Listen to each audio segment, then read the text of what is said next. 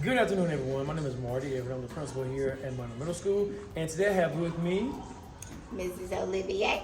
And Mr. Phillips is checking in. So today, guys, we want to go ahead and send some information out to you through our parent newsletter and doing a little short video for you. So at this time, I'm going to turn it over to Miss Olivia.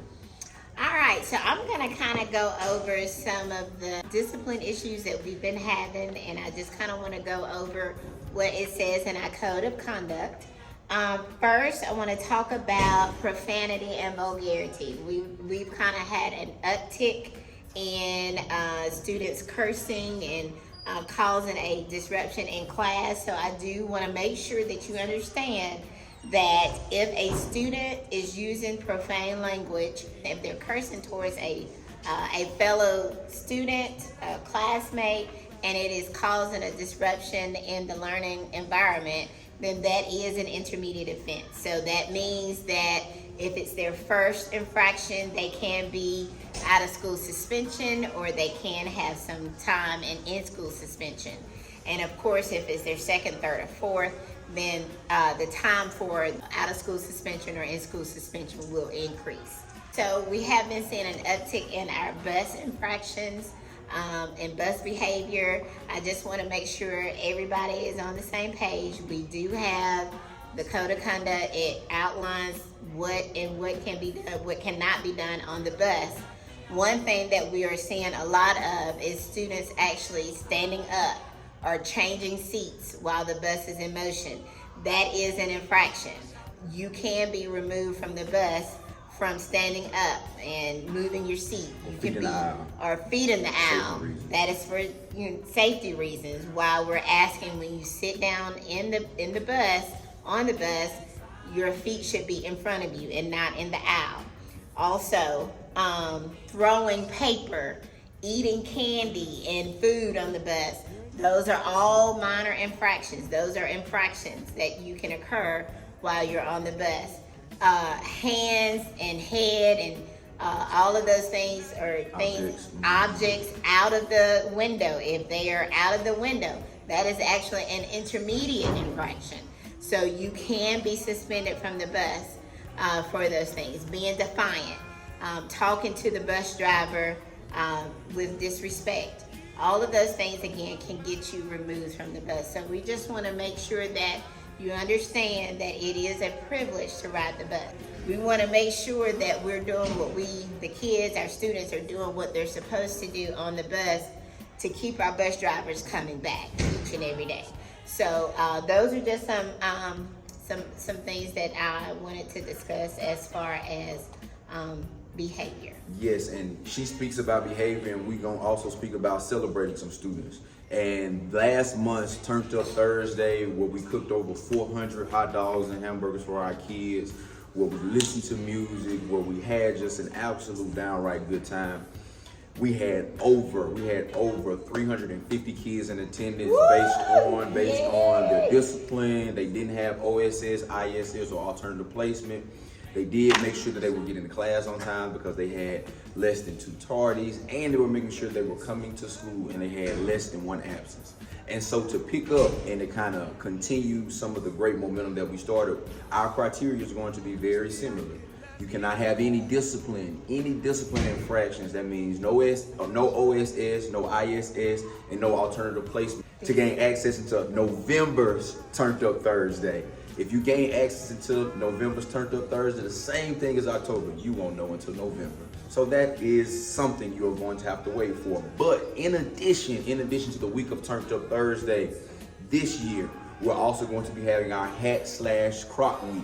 Now, what does our Hat/Croc Week consist of? What is it? Students, if you bring $5 for the entire week, that means November the 18th through the 22nd, you will be able to wear a hat and Crocs to school if you bring $5. Once you bring that $5, Mr. Phillips will give you a wristband. That wristband will gain you access and will let Mr. Phillips know, Ms. Olivier know, as well as Mr. Everett and your teachers know that you did exactly what you were doing in order to be able to wear that hat or to be able to wear those Crocs. If you do not have a wristband, unfortunately, we are going to have you to remove that hat or to change your shoes. So it's vital. It is vital that not only that You do participate, but you also are responsible in And keeping keep up up. with Mhm. that wristband. And keeping up with that wristband is not our job once you lose it to replace it now. Right. It's We not won't our be job. replacing wristbands. No. So it is very vital. Now, accidents happen and we'll take those things into consideration. But simply losing your wristband is not an acceptable excuse to receive an additional one. That's all the PBS updates that we have for this particular month. I can't wait to see everybody at Turned Up Thursday. All right, guys, and lastly, I want to give a big shout out to our Minor Middle School football program.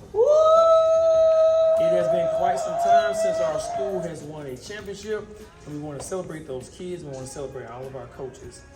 Secondly, I want to give a huge shout out to our PTA. I can't say thank you enough to you. When they see this, if you know, we started with nothing. And over the last few years, it has gone from nothing all the way to the top. So again, we want to say Started from the thank bottom, you. now we here.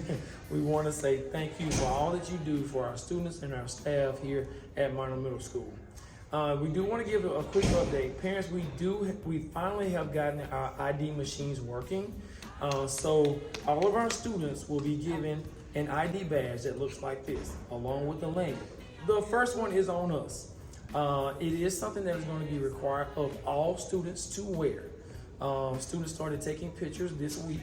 So any student that was at school this week, they've already had their pictures taken, lanes have been made. But before we give those out, we want to make sure that we communicate to you the expectation. Students are expected to wear this daily. They need this badge. There's a barcode on the back of it. They need this to scan for lunch and for breakfast each morning. So, we've tried this before, but we found badges in lockers and book bags laying around on the floor in classrooms. In the It is up to bathroom. the student every day to make sure they bring this with them and wear it, not to be tucked in their pockets and just carry and walk around with. And last but not least, if we want you to focus your attention on our honor roll board, we had over We 400 had we had over 200 people. 211 students, Yes. over 200 students that made honor roll, all A's and all AB honor roll. So we want to say thank you, parents, for the work that you're doing And Definitely. with thank the you, students. students. And over to my right, I know you can't see it, but we do have a challenge, a perfect attendance challenge. I'm going to get Mr. Phillips to pan over for you just a little bit here. So we have a perfect attendance challenge. And for the month of October, Sixth we have our grade. 6th grade students who beat out our 7th grade students by one student, 33 to 32. So we want all of our 8th grade students to pick it up a little bit. We only had 24 students who had perfect attendance for the entire month. So again, parents, we want to make sure we get those students into school. If they come late, please make sure that you get them signed in by 7:55 each day. Those are all the announcements that I have from Mr. Olivier to Mr. Phillips. We want to say again, parents, thank you for all that you do, and go Tigers. Go Tigers! Go Tigers.